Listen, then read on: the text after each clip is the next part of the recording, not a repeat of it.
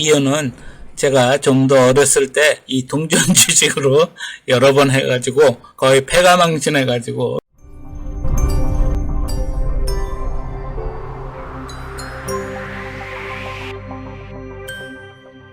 안녕하세요. 12프로TV에 오신 것을 환영합니다. 9월 12일 월요일이고요. 추석 연휴를 잘 쉬셨는지 더 활기차고 즐겁게 일하시기를 바라겠습니다. 오늘 마켓은 지난주에 이어서 상승으로 마감했고요. 다우존스는 229, S&P는 43, 나스닥이 154포인트로 약 0.75에서 1.25%가 올랐습니다. 지금 4일간 계속 오르고 있는데 이 흐름 역시 지속됐으면 좋겠지만 아무래도 9월 20일 날 있을 이자 플레이와 내일 있을 CPI 소비자 물가 발표에 의해서 주식이 약간 움직일 수 있겠습니다. 말씀드린 대로 CPI는 내일 장전에 발표할 텐데요. CPI는 지난달 8.5%에서 8%로 내려올 것으로 예상하고 있고요. 근원 CPI는 5.9에서 6.1%로 소폭 상승하는 그러한 예측을 하고 있습니다. 아시다시피 오일이 많이 내려와서 CPI 자체는 내려올 것 같지만 오일을 배제한 근원 CPI가 문제인데요. 상승폭이 더뎌지긴 하겠지만 꾸준히 오를 가능성이 있는 것 같습니다. 많은 사람들이 이번 마켓의 어려움을 이 러시아 우크라이나 전쟁의 이유로 드는 사람들도 많은데요. 물가도 그렇고 근원이라고 생각할 수는 없겠지만 촉진되지 않았나 생각하지만 어제 오늘 계속 우크라이나가 전쟁에서 승전보를 올리고 있어서 이 상당 부분의 영토를 다시 찾았다고 좋은 소식이 왔고요. 너무 많은 사람들이 우크라이나에서 희생되고 있기 때문에 빨리 이 전쟁이 멎었으면 좋겠습니다. 보시다시피 지난 6개월간 물가가 상당히 많이 오르고 있는데요. 이 물가를 잡기 위해서 연방준비제도위원회가 열심히 이자율을 올리고 있지만 그것은 또 실질적인 경제의 침체 가능성이 있기 때문에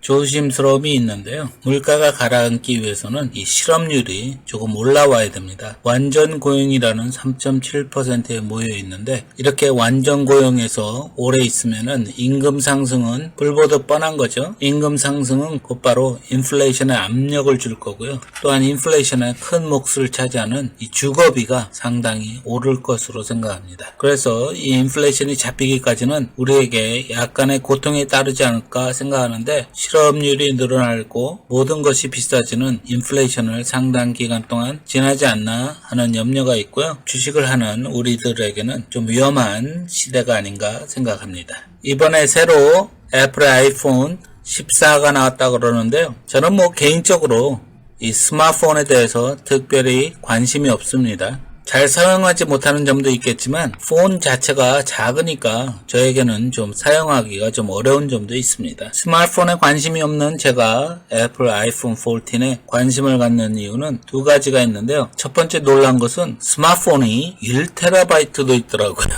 저는 스마트폰이 1TB까지 가는지 몰랐습니다. 이건 컴퓨터네요. 1TB라는 스마트폰이 있을 거라고는 생각도 못했습니다. 두 번째 관심사는 긴급시 구조 요청을 인공위성 통신을 통해서 할 수 있다고 그런 기능이 2년간 무료로 제공을 하겠다고 해서 제 관심을 끌었는데요. 한국은 아주 좁고 제가 듣기로는 이 통신망이 촘촘하게 잘 갖춰져 있다고 들었는데 미국은 그렇지 않습니다. 워낙 땅이 넓기도 하고 사람들이 펼쳐져서 살고 있기 때문에 통신망이 전체적인 커버를 잘 못하는 걸로 알고 있는데요. 이 사각지대에서 위급 시에 인공위성을 통해서 구조 요청을 할 수 있는 아주 좋은 기능이 있다고 하네요. 그래서 관심을 그렇고요. 덩달아 이 테슬라의 일론 머스크 회장이 이 애플과 무슨 대화를 한 모양인데 여기에서 조금 긍정적으로 이 협력 관계를 논의한 것 같은데 아시다시피 테슬라는 스페이스X라는 우주 항공을 갖고 있고요. 스타링크라는 인공위성 네트워크를 갖고 있는데 아무래도 애플이 인공위성을 사용하는 그런 단계에 있으니까 스페이스X를 통해서 좀 더 사업적인 부분을 생각하고 있는 것 같은데요. 역시 머리가 좋죠. 벌써 이런 부분까지 다 염두에 두고 앞으로 계속 나가고 있는데요. 한국도 이런 분야에서 뒤처지지 말고 바로바로 개발을 했으면 좋겠습니다. 얼마 전 뉴스에 일론 머스크가 이 T모빌과 협력의 관계를 맺고 자기의 스페이스X사의 위성들을 상업적 가치를 높이려고 하고 있는데 정말 사업적인 면에선 천재가 맞는 것 같습니다. 자, S&P 500 차트를 보자면요. 우리가 그동안 지켜보던 단기 상승 추세선을 잘 지켜내고 위로 다시 가고 있는데요. 보시다시피 2022년도에 시작한 하향 추세선 근처로 가고 있습니다. 경제적인 뉴스와 인플레이션 뉴스 상황을 볼 때 이 저항을 맞으면 다시 내려오지 않을까 하는 것도 있지만 아마 이 코너에 몰려서 11월 중순쯤에는 위든 아래든 결정이 나지 않을까 싶은데 저는 지금 아래쪽을 더 보고 있습니다. 나스닥도 S&P와 같은 패런을 보이고 있는데 지수 자체는 200일 이동평균선 밑에 있습니다. 그러니 다소 부정적이라고 볼 수 있고요. 제가 보는 바로는 역시 저항을 맞고 다시 한번 이 저점을 테스트하지 않을까 하는 생각이 있습니다. 그러니 여러분들께서 조심은 하시되 많이 빠진 종목은 뭐 어쩔 수 없이 기다리는 수밖에 없겠지만 새로 진입하시거나 추가적으로 보유량을 늘려가실 때는 이런 지지선들을 잘 보시고 활용하시면 좋을 만한 스윙들이 많으니까 지켜보시기 바랍니다. 코스피는 미국보다 좀 더 힘들죠. 이미 지수가 200일에서 많이 떨어졌고 200일 자체가 하향으로 가고 있습니다. 이번에 또다시 내려온다면 지난 저점을 테스트하지 않을까 생각합니다. 자, 앞에서 다뤘던 대로 이 애플 주식인데요. 애플은 3월부터 급속하게 빠졌다가 단기간 내에 반등으로 거의 모두 회복을 하고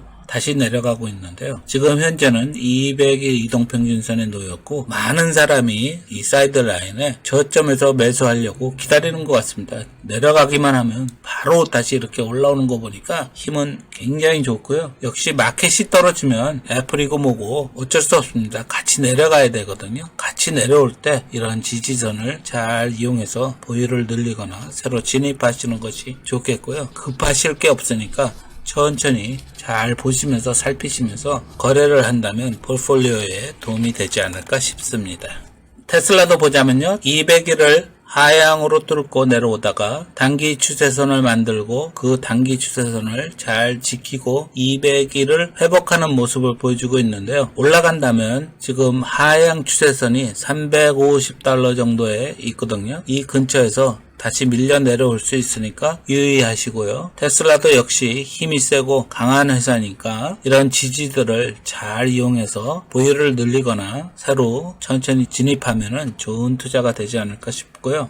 애플과 마찬가지로 주식시장이 내려갈 때는 어쩔 수 없으니까 너무 공격적으로 투자하시면 곤란할 수 있으니까 조심하시길 바라고요. 제가 요즘 유심히 지켜보는 두 종목이 있는데 한 종목은 ASML입니다. 아시다시피 최첨단 반도체를 만들기 위해서는 이 ASML의 EUV 노광 장비가 필요한데요. 마켓시열이 90% 이상일 정도로 거의 독점하는 수준입니다. 기계가 한 대에 수백억 원에서 수천억 원이 될 정도로 비싼 장비를 팔고 있는데요. 그동안도 지켜는 봤지만 회사가 너무 급격하게 비싸져서 지켜만 보고 있는데요. 요즘 아시다시피 반도체 산업이 약세에 있고 또 경제적인 불투명함 때문에 흐르고 있는데 좀 더 빠지지 않을까 하는 생각은 있습니다. 그래서 지난 고점의 지지를 지금 317에서 보고 있는데 그 단계까지 내려와 준다면 소량으로 한번 모아볼 심으로 지켜보고 있습니다. 다른 한 종목은 연결돼서 TSMC 모두들 아시죠? TSMC 이 파운드리에서는 전 세계적으로 압도적인 1위이고요. TSMC도 역시 이 ASML에 장비가 없으면 칩을 만들어낼 수가 없습니다. TSMC가 파운드리의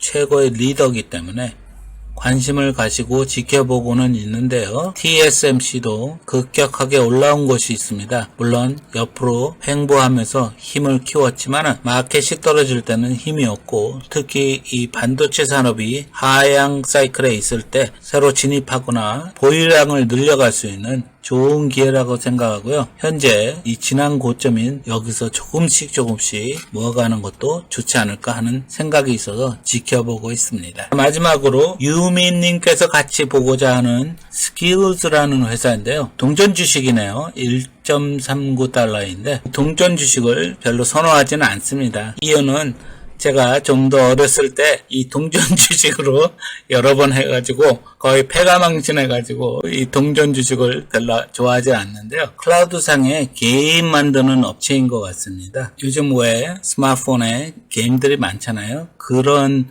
게임 회사의 일종인 것 같은데 제가 기본적으로 봐도 이 회사는 사실 앞으로 어려울 것 같습니다. 저의 마음에 안 드는 것이 두 가지가 있는데요. 회사는 물론 적자고요. 적자라고 무조건 다 나쁜 건 아니지만 제가 봤을 때 매출이 성장하는 것도 이미 멎은 것 같습니다. 작년 2, 4분기하고 올해 2, 4분기를 비교하면 이미 떨어지기 시작했는데요. 물론 이게 일시적인 일일 수도 있겠지만 매출은 3억 불이 넘을 만큼 있기는 하지만 잘하지 않고 있다는 점, 적자에 있다는 점, 이 회사는 별로라고 생각하고요. 또 살펴보던 중에 이걸 봤는데요. 이 파운더, 그러니까 창업자죠. 창업자 중에 한 명의 연봉이 450만 달러나 합니다. 창업자라는 사람이 450만 달러 정도를 받는다는 것은 이 적자인 상황에서 적절치 않은 것 같고요. 이에 하여튼 이런 이 큰 회사들의 회장들의 연봉에 가까운 연봉을 받고 있다는 것이 별로 마음에 안 듭니다. 이 회사가 작년에만 해도 43불까지 갔던 그런 전적이 있는데 어떻게 하다가 1불 39라는 그런 동전 주식이 됐는지 모르지만